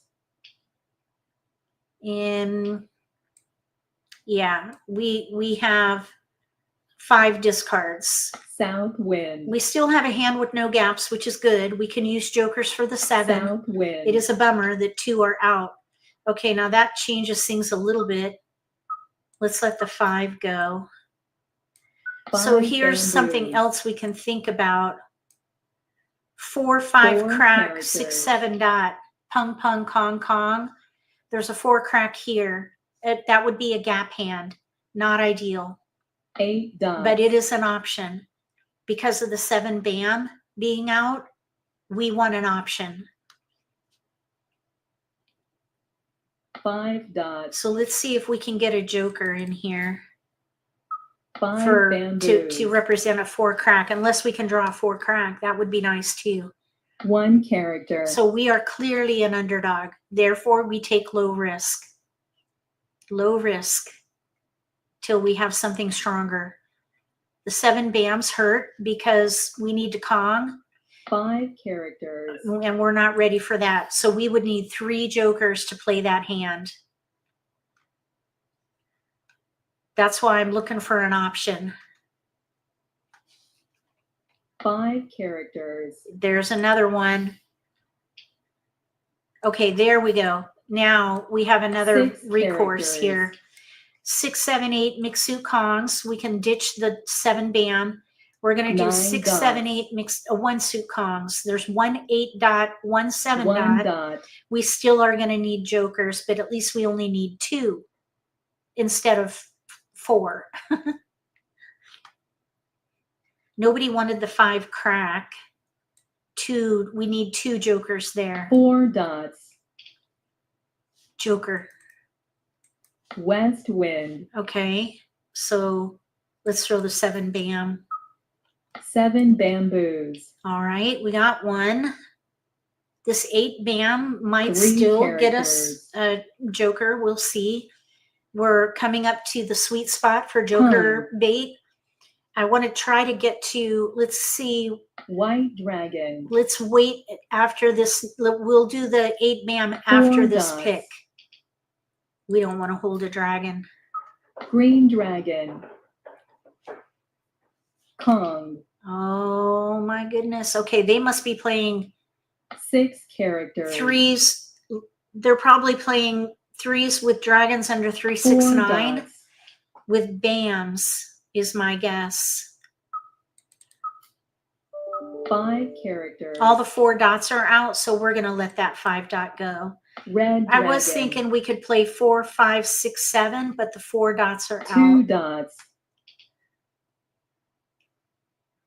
I think they're doing 3s with bams and cracks. But they have, I don't know Flower. though, because look, there are 3 red dragons out. I don't think that's what they're doing. Look what we got. 5 characters. Okay, so that's looking a little better. We need a flower. That's a 1 vulnerability bamboo. for us right there. So with a 3 crack pung, oh, they're playing the second hand down under 3 consecutive dots. run. 2, 3, 4, 5, 1, 2, 3, 4. There's a 5 and a 4 Green in front of them dragon. and a 1. Huh, I wonder what they're doing over there. Kong, 3, 1, 3, 3, 5, offsuit. Flower. Oh, pass. Oh, 3 bam. Let's throw it now. 3 bamboos.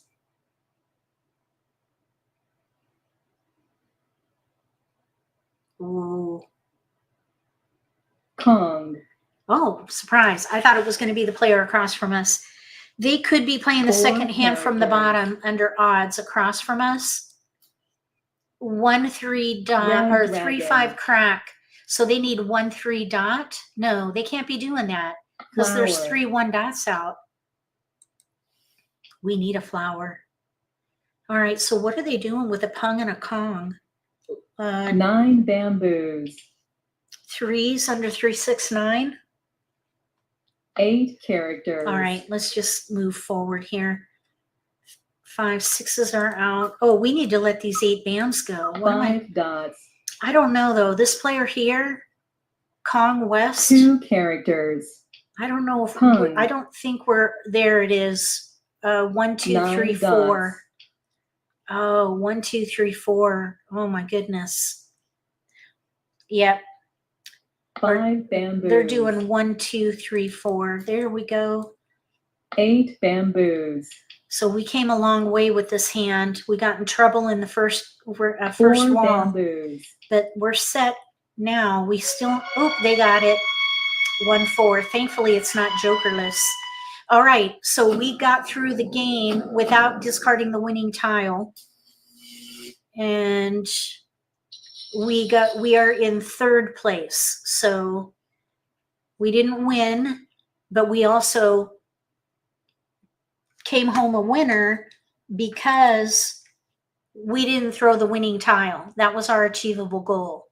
All right, so that is what it's like to play in a tournament.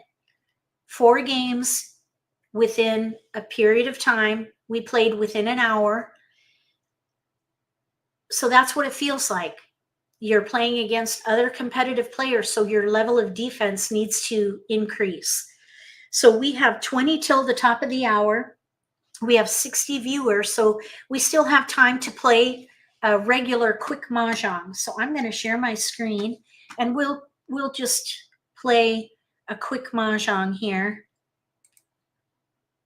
Hopefully, if we get some people at the table. Here's another table we can jump to.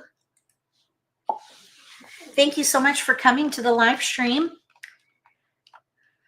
It'd be really nice if we can get a good, strong deal. We had some wide spreads. We did have a couple of hands with multiples, but the development was challenging, and our tiles went down before we were ready to act on them. So the luck of the game wasn't with us in that marathon. And that happens sometimes. You have no control over that part of the game. Okay, here we have a joker. We have 2 pair that don't go together. When we have 2 pair that don't go together, I do think about that second quint. 3, 8. We have a lot more 7, 8, 9 than we do around that 3. So probably I would pass 2, 5, 8 or 2, 2, 4, 5 and still hold the 3, because we could maybe play a quint, but I would target the multiple and maximize. Here we're streamlined as well. Thank you, Connie. Okay, now we have 2 multiples, 7, 8. Here's 2 3s. Let's let the 1 go. We have 7, 8, 7, 9, 9, 7, 8, 9.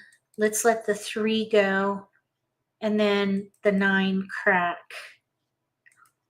Maybe we can do the concealed hand and use this where we have a gap, no 8 crack. 7, 8, 7, 8, 9 dot pair, concealed consecutive. That's an option. We don't need to pick it yet. 6, 7 we have here. 1, 2 can go. Now we have to choose 6, 7, 7, 8. That doesn't really work. Let's keep that 3. We could still maybe do that quint. But we have 2 pair here, 7, 8. I think we need to break up the 3. 9 crack came back.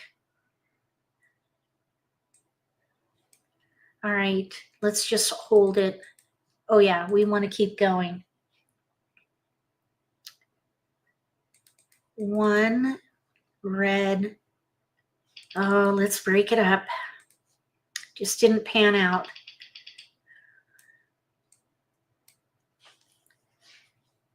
Nine crack pair now.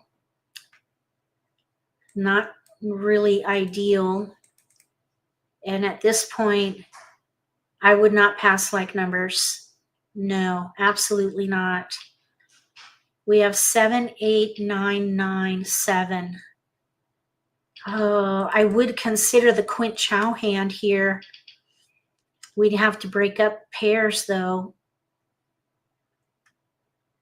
Ah, like numbers. That's the bane of my existence. All right, we're just going to keep going.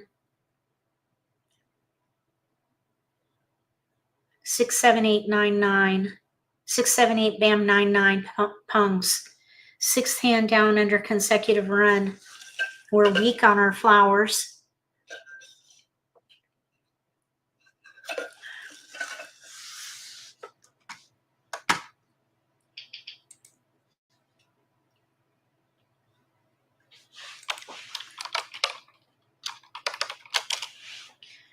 Oh, that's a good tile. We could maybe try for the concealed hand. 7, 8, 7, 8, 9 crack pair. We're going to keep that 8 dot. Let's see if we can get a 7 dot.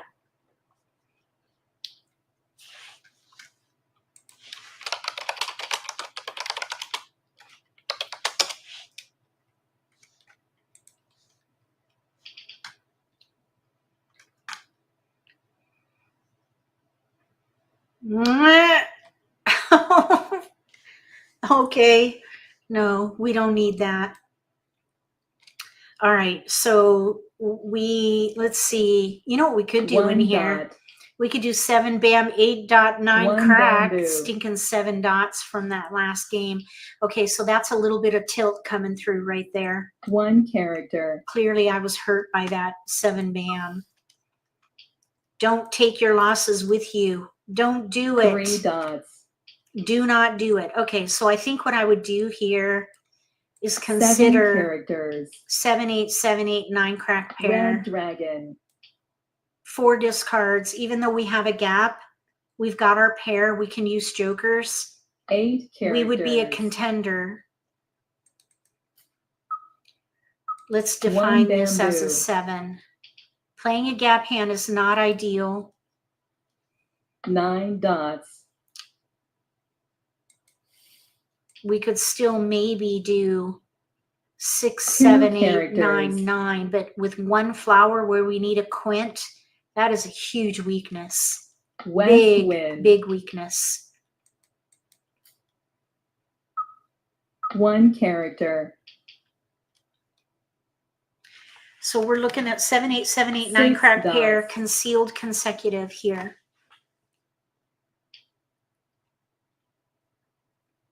North wind.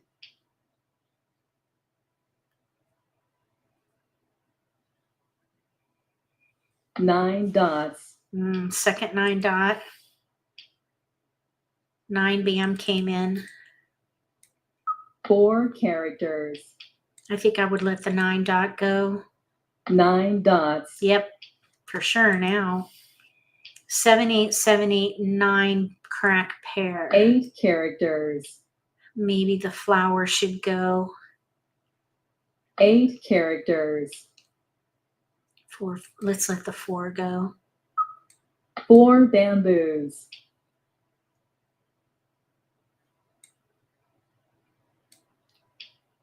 We have 4 discards, so 80 tiles remaining. We're just entering the middle game. I would say we're a contender, even with a gap, because we've got jokers that can fill it. It's not ideal, but I think because we have multiples in our pair, we're going to be okay. So I'd say we're a contender. We should let this flower go. 5 dots. Pung. Oh, skipped. White dragon.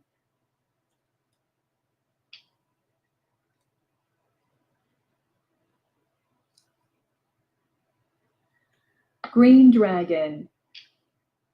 That's not helpful. Let's just let this flower go now. Flower.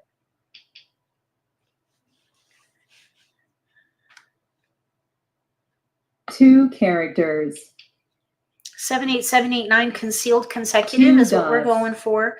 We have our pair where we have a gap, no 7 dot, but we defined a joker, which you can do at Mahjong Time. Fill the gap with a 7 joker. dots. That's our tile. Kong. Oh my gosh, I would change my hand. 5 characters. We're going to undefine that and play something else. Because we would have to dedicate flower. even another joker. Let's let that north go. All right, so what could we north do here? Wind.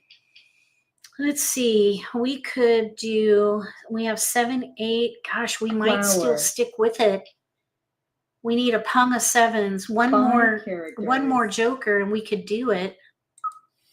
7, 8, 9. Red dragon. All right, well, let's just keep going. Yeah, we don't need the dragon. It's already out.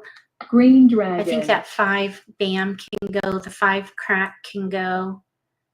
7 characters. This 9 dot, 3 are out, so that can go. We have 3 clear discards, 4 clear discards. Red dragon. I think I would still play that hand and define 5 these as characters. 7s, just the way it's working out, not because 3 of bamboos. what we did by any means, but Pung. we're going to just define these. 3 dots. 2 crack can go. 2 characters. All right. It's painful to dedicate jokers, 7 but bamboos. because of where we are in the game at the moment, we don't have much wiggle room. Remember that 70 tile north wind. sweet spot for switching? We're way beyond that. If we want any 3 glimmer characters. of a winning potential, we need to 1 dot. hunker down with a hand. So we're going to do 7, 8, 7, 8, 9 crack pair. We've got our pair. We just need to fill in South 8, wind. 7, 8 here. So we have 3 clear discards. 7 characters. The 5 bam is unseen. 9 bam unseen. 3 We're characters. at the point where we need safe discards. This 4 dot, we don't want to hold that. If they're doing 4, 5, 6, 4 7 over dots. there, they may pung. Pung. Okay. 3 dots. So now 6 dot is going to be crazy risky. East Oh, wind. thank you, Macy. Okay, let's let the 5 bam go. 5 This bamboos. 2 crack is going to be a good discard. I'm going to separate our pair so we don't accidentally discard it. South wind. The 2 crack is going to be a good safe discard. 3 5 are out. bamboos. We have a 9 dot, 3 are out. 4 bamboos. 3 crack, 2 are out. 9 bam, none are out. Let's throw that. 9 We're still in the bamboos. middle game. We have 3 discards. We've Green dedicated dragon. jokers to our 7 because it's out. 6 bamboos. So we still have a potential to win here. 3 dots. But we're going to have to draw really well. Let's see, 6 bam. Let's throw that. 6 bamboos. Thank you for the thumbs up. West wind. Flower. Okay, we need keepers. 4 bamboos. This is 4, 8 bam. That would be a keeper. 3 characters. Okay, now we need 1 7 bam West is out. wind. 1 8 dot is out. So this is where we need to fill. We 4 need to build. characters. We need to build right there. We have 2 discards that should be safe. 4 characters. 8 dot, that's a keeper. 9 dots. All right, we came a long way even with a gap. North wind. Not ideal, of course, but we didn't know. 5 bamboos. We need 1 more good pick. East wind. 5 crack is out. 2 is out. Let's throw the 2. 2 characters. West wind. South wind. Okay, we're 9 bamboos. definitely in the end game. We're at the push fold position place, and I would play to win. We have 1 discard. 6 bamboos. Our tiles are still probably in the wall, I'm thinking. 1 dot. Now, if we draw a East 6 wind. dot, we fold for sure, because this is what they need over there. 1 bamboo. Green dragon is out. Green dragon. East wind. We have 1 discard and 5 picks, so we do have a potential to win. 9 bamboos. I would say we're a contender, though, because this player across South from us wind. is likely a front runner. White dragon 1 is out. It's going to be a little risky. White dragon. Pung. Okay, I was wondering what they're doing over there. So with a late game Flower. exposure, they are playing to win. 5 Usually people dots. don't make exposures this late in the game if they're 9 characters. if they're not playing to win. Okay, we're going to pass.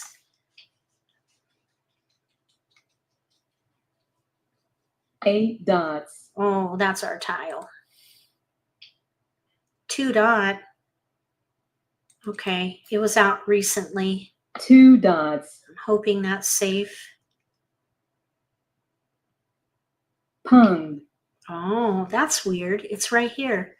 Maybe this other player discarded 3 it. bamboos. That's safe. This, 4 dots. oh, they got it. They got their joker and a mahjong. All right, well done, Shelby.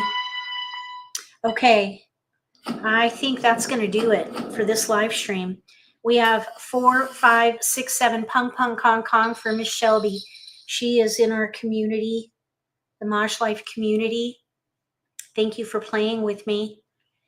Thank you for being here in this live stream. I appreciate it. When I do these special events on Saturday nights, our goal is to get over 100 viewers. So the next time you see this announced that we're going to do a live stream, tell your friends and we'll keep playing.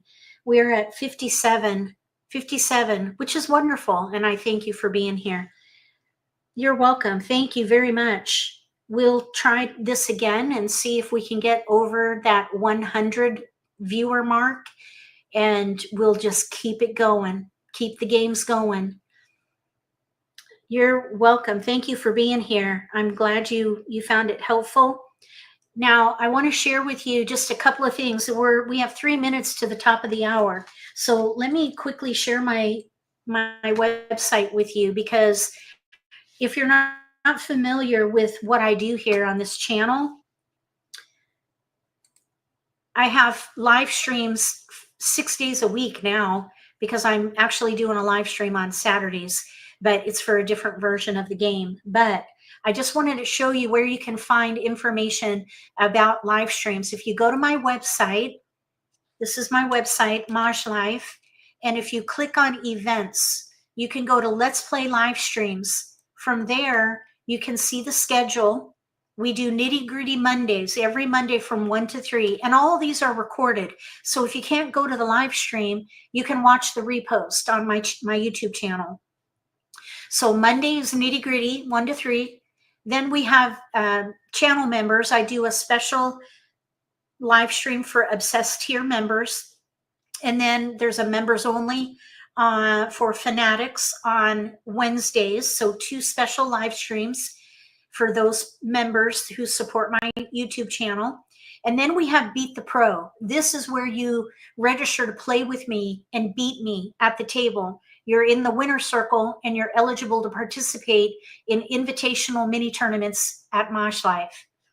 Then on Fridays, we do Simply Social for an hour, Simply Social from 5 to 6 p.m. And then we do another episode of Beat the Pro. You can click Learn More for any of these and learn more about those live streams. We also have competitions. So if you want to push yourself, beat the pro so you can play in these invitationals.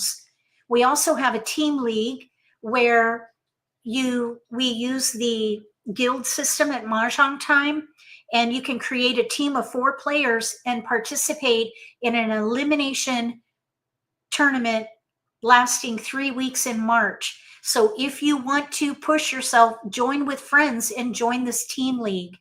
Click competitions under events and then learn more right here. So you can learn more about the team league. So instead of an individual competition, you're playing with your friends or people that you might sign up with, free agents. That's what this is right here. You can click this Getting Started tutorial to learn more about it. Here's how it works. It's in March, the first 3 weeks in March. The first week is a qualifier. The top teams move to the semifinals. And in the third week, we have the finals. The top 3 teams are all in the money and eligible for these traveling trophies and cash prizes. And we also have custom merch for team league participants. You can sign up with this form at the bottom of this page. Team league, events, competitions, team league. If anybody has any questions, of course, you're free to look for my email in the video description below. Send me an email and I can answer your questions. You can also join us on Facebook. We have a community there. We can answer any questions that you might have about what I do on the MAHJLIFE YouTube channel, but also if you have any questions about the rules of the game or anything about the Mahjong community at large. Thank you all for being here. I appreciate you so much. Moderators, thank you so much for helping monitor the chat. I also want to give a big shout out to channel members for supporting MAHJLIFE.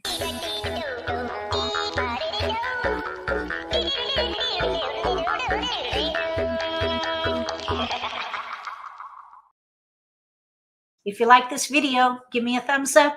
If you haven't subscribed to my channel, consider subscribing. Click the little gray bell if you do. That way you'll get notification for when I post new videos and you won't miss an opportunity to learn a new strategy or pick up an insight to the game that could give you an advantage at the table. Between now and the next video, may all your picks be keepers.